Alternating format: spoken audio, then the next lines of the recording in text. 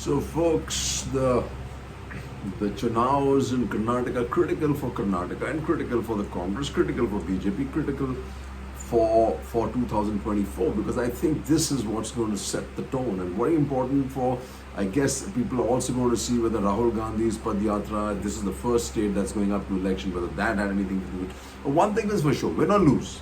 Right now it seems the Hawa is in favor of the Congress, based on a lot of surveys that are coming in. There seems to be the single largest party. In fact, some of people are also saying that it's going to get a large majority.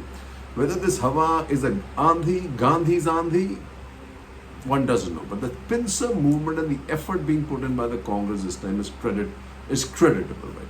You have, I think, Rahul Gandhi going at the Prime Minister, Priyanka Gandhi going at the Prime Minister, you have Mallikarjun Arjun Kharge all over the place, and you're finding that Modi and his followers, or his, there's only Modi. Shah is trying his labored best. Nada really doesn't come across as impressive at all. Nobody else is really covered.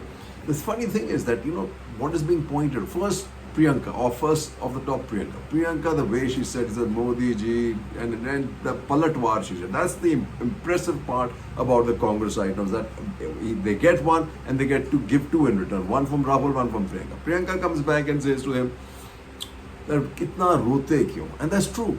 Have you ever seen a Prime Minister who only wants sahanbhuti? Yeah, at least go out into the public with what you've accomplished, yeah. Not with just KG, Congress ne kuch nahi kiya, Congress ne kuch nahi kiya. And let me just tell you, I know all the bucks out there, but Congress ne to bahut kuch kiya. Everybody who's what it is at this age of 60, right? You can understand you're there only because of the infrastructure that was created after 47. And just remember, 47 was a deliberating time for India, and the occupation by the British left India almost worse than bankrupt, right? And many stories have come out about that, right? To carry on crying about what happened since 1947 just makes no sense, right? And lies. I just got one of the field, I think Field Marshal Thamaya Karyappa's son, saying that whatever Modi said about 1962 was all lies, because there was, historic facts are just manipulated. I don't know who even writes his speeches, and not only for that, but many other things, right?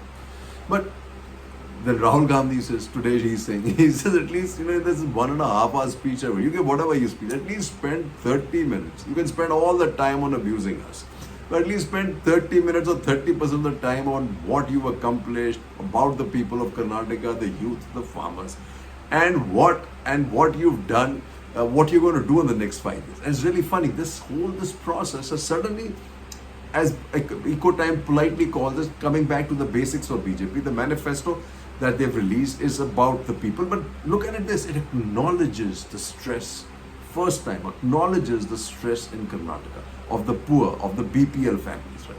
That's the first, and it also tells you that Modi's face is not going to get them much votes. In fact, one of those guys said, one of the the pollsters said basically that, the more he comes in and more the Shah comes in, since it's now become an issue between Gujarat and Karnataka, regionalism, they're going to keep losing some votes. It is sure that it's going to be a tough fight, right? Because the coastal belt, which has got Dhuvikaran, and the attempt to Dhuvikaran continues, there's a possibility they'll hold on to a lot of seats, right? But it's a fight, and it looks like Congress has got its nose ahead. Whether there are any spoilers in this, one doesn't know. But I'm glad to see the Congress at least fighting, because this will set the tone definitely for what's coming in for the future. As you see it here, Nitish, opposition meet to draw up plans after Karnataka poll. Sure, everybody's waiting for them. And the other place that's in trouble is Maharashtra. Just remember this, folks. Maharashtra is in serious trouble, because everybody's waiting for this decision to come out on the entire process of this government that's currently in power, whether it's legal or illegal. Right? A lot of shake and bake, a lot of stories. Every day there's a story being thrown out that Ajit Pawar is going, the NCP is splitting, because what the BJP has realized that the Shinde's good is a empty can, makes noise and nothing else. Why I say this? Because no newspapers are out there, but the APMC elections that happened in Maharashtra, which are very important because it shows exactly what's happening in the rural belt, right? In the rural belt, it's almost like a rural Lok Sabha election, 150 seats, right? The MVA got 92, 93. Get that, 92, 93, and Shinde and BJP only got 40 some. So the mood of Maharashtra is sending some crazy indicators for the BJP, and they are worried because the three states, if that they lose control over in terms of Lok Sabha seats, which is the three large ones, West Bengal is looking like they're not going to get the 18 seats again. Bihar, they're in trouble because Nitish Kumar is not there anymore, and Maharashtra because they don't have Uddhav Thackeray anymore, right? Shah holds talks with CM Shinde and Fadnavis, in trouble. MVA won't rest till Shinde government is put on the mat, says Uddhav, right? BJP was out to finish Shiv Sena, says Pawar, and they're obviously out to finish him, and all kinds of stories, as you've seen. Like it's like they just keep building this up, right? And then you see this, right? Alert on India-made syrup acted on info to make nations aware, says WHO. I'm just putting, it's a small thing, but it's caused problems in Australia, it's caused problems in Africa. The point is, we were supposed to be the hub of pharmacy, global pharmacy hub. What this shows us is that our regulatory mechanisms have broken down totally under this government. Whether this is one indicator, SEBI is another indicator with the way Adani has gone, right? And while the frontline headline yield the highest, so with this government, GST the biggest, the GST the largest. But that's not what's happening at the micro level. The micro level tells you the stress. Demand for Narega work at 10-month high. That tells you the stress in the economy at the micro level, right? Tharoor Moitra criticized show cause notice to Britas. This is a guy, a member of Rajya Sabha who wrote an article, right?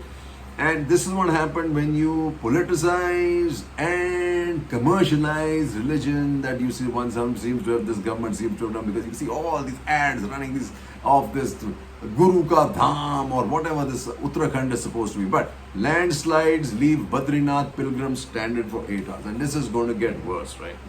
And this is the big hit they got. They may have put Murmuru as the president, but what has come out, what Shivpal Malik said, that Satyapal Malik said that, you know, even the appointments have to be cleared by the PMO, shows and that's an insult to President Murmuru and hence the tribals.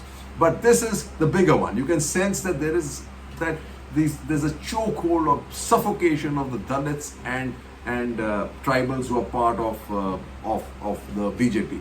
Veteran tribal leader quits BJP months before Chhattisgarh poll, and very next day, Chhattisgarh BJP's Hindutva tribal face crosses over to Congress. But this is something sad in Gujarat, and this is the model that Gujarat model is really, right? Congress's Khandelwala is Gujarat's lone Muslim MLA. So get that right. Now, this is the funny part, right? And I'm going to end it here. Karnataka, anyway, a poll of polls says 118, 119 seats for the Congress. This is aggregation of 5 or 6 pollsters that put together with poll of polls, which is kind of the stupidest mathematical lazy acrobatic that anybody does. It's just not possible, right? Because the sample sizes are different, the methodologies are different. But the one that you look at, the one who seems to have done the maximum on ground work in every constituency and interviewed 46,000 people, and he says out of the 46,000 people, 67% people will not vote for this government, don't want to vote for this government. And get this, only 7 of the 47,000 even remember any schemes of the state that have been helpful to them. 7 people.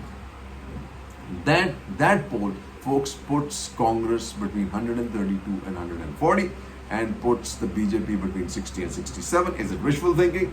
I'm told that even the internal Congress doesn't think it's going to get that, right? Even though Rahul's made this agenda and a poll call that you've got to keep BJP at 40, don't let them get over 40, because they love this 40 figure, because it's a 40% Sarkar and it's 40% everything. So just leave them at 40.